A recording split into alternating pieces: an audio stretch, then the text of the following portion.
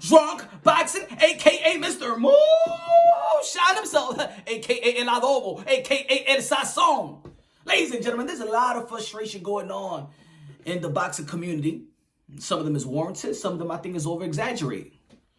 In the boxing world, you know, from eras and generations and things of that nature, you got this a particular race or tribe or whatever you want to call it that, you know, got boxing on lock. That they step up. But today, the Latino fighters and the UK fighters have stepped up. They holding boxing down. So technically, in my opinion, I don't think there should be frustration. It might be frustration to a particular race or tribe or whatever you want to identify yourself with. But the Latinos and the UK fighters, especially the Latino fighters, have been stepping up. Been stepping up to competition. Been stepping up to fight bigger opposition. Like, you know, Canelo Alvarez, he went out there and fought the likes of Sergey Kovalev, 160 for Callum Smith, and have become a 4th division world champion. You understand what I'm trying to say? He stepped up. He stepped up. Also, and of course, there's going to be people, what about the years you'll fight? What about the years you'll fight? Well, you know, he's going to be fighting Billy Joe Saunders this upcoming May. That's going to be 3 fights in the span of 5 years. That's step up. That's the cash cow. And look how he's working. Jim Rat, look how he's working. 5 months and already going to unify fights in the span of five months. Bravo. We just saw the Oscar Valdez versus Miguel Burchett. Oscar Valdez stepped up. He stepped up. Bravo. Even when you see the likes of Jason Rosario, who beat J Rock. J Rock had a homecoming in Philadelphia. You already know everybody thought J Rock was gonna win. But Jason Rosario upset with a good upset. And you know what? He didn't take a easy fight in which it was warranted for him to take an easy fight because of the pandemic. No. He said, no. I want to unify right now, okay?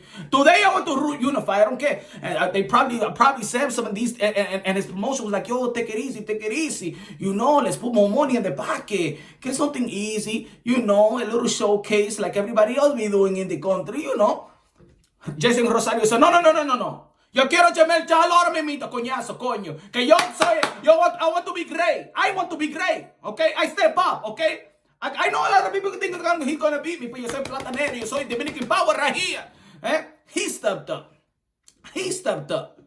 Also, look at Teofimo Lopez with Lomachenko. He was the underdog, right? He was the underdog just like Jason Rosario was the underdog, right? A lot of people couldn't even believe that he could outbox. I ain't talking about just beat down and knock out because that was easy. If everybody thought that Teofimo Lopez was going to win, everybody said, yo, the only way he's going to win if you knock him out.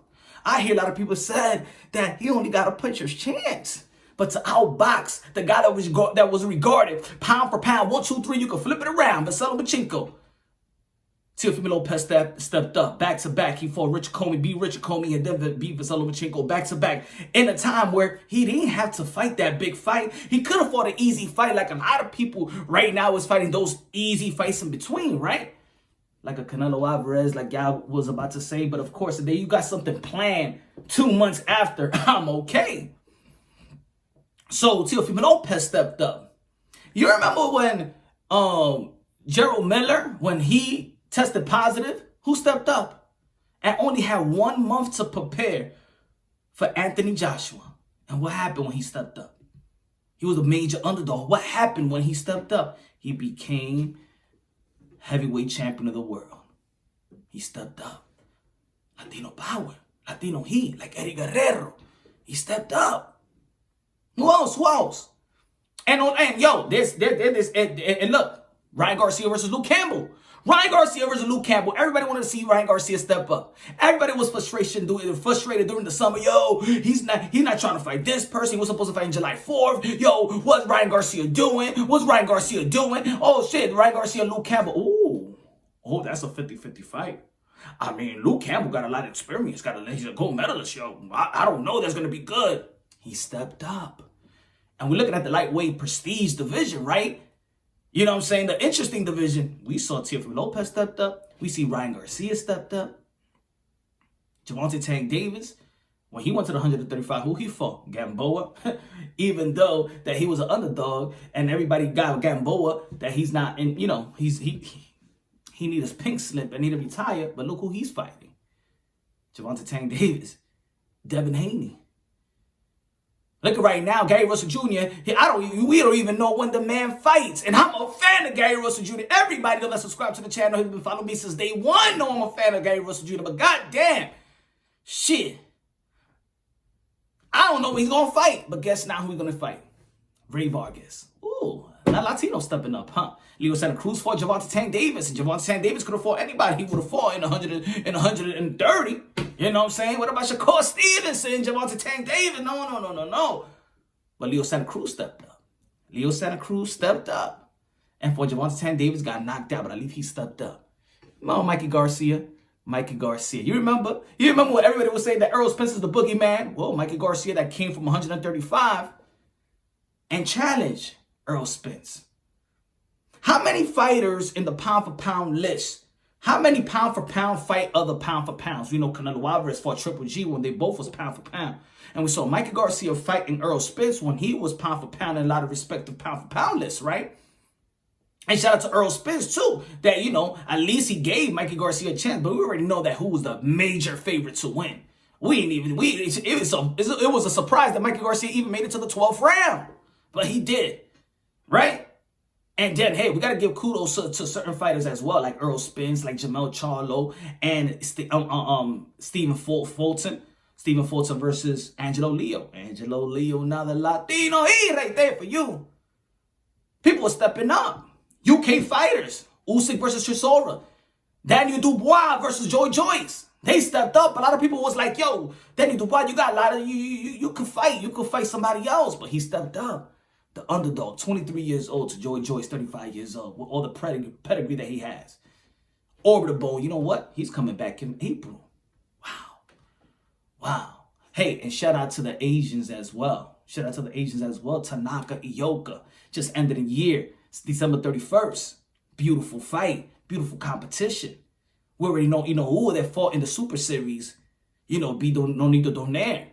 Great fight. One of the best fights of the year category. You understand what I'm trying to say? He fought Jason Maloney, which is good too. Well, I'm not going to say just UK fighter, but I'm going to say fighters across the pond as well. You know what I'm saying? They stepped up. So look, in America, we have a lot of frustration going on. But when are the other fighters going to fight? That's why. But, yo, there's a lot of fight. There's a lot of American Latinos over here. Look at what we're going to see. We're going to see Jose Ramirez versus Josh Taylor. Undisputed. Latino, UK.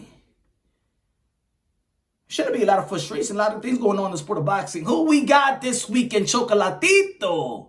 And Estrada. El Gallo. Wow. Beautiful. Stepping up. They stepping up to entertain the sport of boxing. A sport of boxing a lot of people feel that they frustrated about. Heavyweight division, we might see Tyson Fury versus Anthony Joshua. Latinos and the UKs and the respective people across the pond and the Asian fighters are stepping up. They holding boxing down. I am not frustrated. I love the sport of boxing.